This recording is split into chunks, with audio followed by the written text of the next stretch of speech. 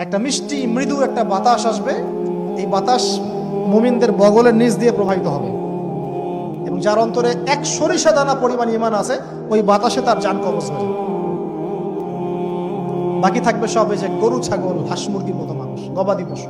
আল্লাহ বলার মতো মানুষ নাই, রাস্তা মোড়ে মোড়ে জেনা করবে। এটা আরো অনেক পরের কথা, অনেক পরের কথা। আমরা ওই যুগ দেখতেও চাই না, বাঁচতেও চাই না ওই যুগে, তাই না ভাই? রাসূল সাল্লাল্লাহু আলাইহি ওয়াসাল্লাম বলেছেন, এরপরে একদিন সকালে হঠাৎ করে দেখবে কেনা বেচা করতে করতে, কথা বলতে বলতে, পানি পান করতে করতে, খাবার খেতে খেতে এই যে পশ্চিম দিক থেকে সূর্য উঠে গেছে। তার মানে কি ওই দিন কিয়ামত হয়ে যাবে, এবং এটা এত ফাস্ট হবে, এত দ্রুত হবে। আল্লাহর রাসূল সাল্লাল্লাহু আলাইহি ওয়াসাল্লাম বলেছেন যে কেউ বাসায় ফিরে যাবে, আহাল পরিবারের সাথে একটা দেখা করবে, এই সুযোগ পাবে না। একদম ইনস্ট্যান্ট টেনশন, একটা বজ্রনীনা প্রচন্ড মানে শব্দ, এর বিকট একটা শব্দে পুরো মহাবিশ্ব তোলপাড় সৃষ্টি হয়ে যাবে। এই হলো সিঙ্গার প্রথম সুখ, শেষ সব ডেট। এই যে আমাদের এত বাহাদুরি, এত কিছু সব শেষ, মানে পৃথিবী আস্তে আস্তে ওর শেষের দিকে যাচ্ছে।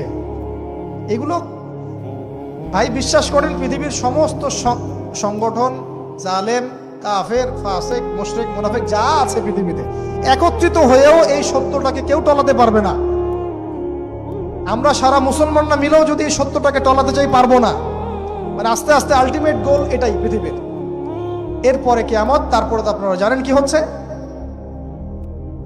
ফামান ইয়ামাল মিসকালা যাররাতিন খায়রান ইয়ারাহ, এক চুল পরিমাণ যদি ভালো কাজ কেউ করে থাকে তাকে সেটা দেখানো হবে। ওয়া মান ইয়ামাল মিসকালা যাররাতিন শাররান ইয়ারাহ, এক চুল পরিমাণ খারাপ কাজ আমরা কেউ করে থাকলে দেখানো হবে।